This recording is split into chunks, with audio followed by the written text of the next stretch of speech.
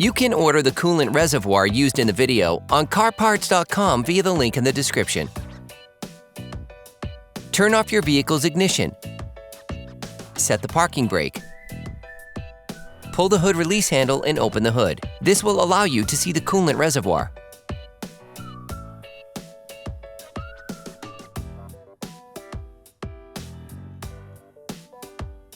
When you replace your coolant reservoir, we recommend taking the opportunity to perform a coolant flush on your vehicle.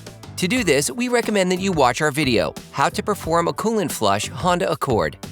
Using a flathead screwdriver, disconnect the hose that connects the coolant reservoir to the radiator.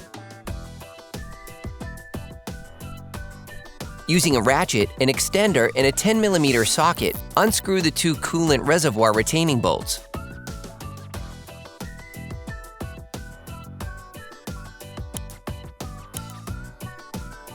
Then remove the reservoir.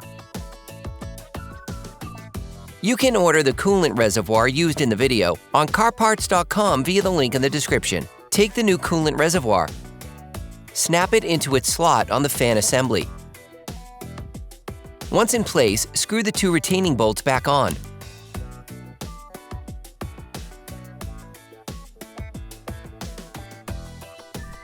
Hey, it's Alex from CarParts.com. If you enjoyed this video and want to support us, like, comment, and subscribe.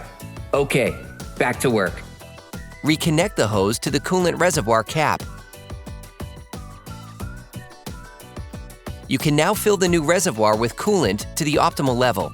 Operation complete.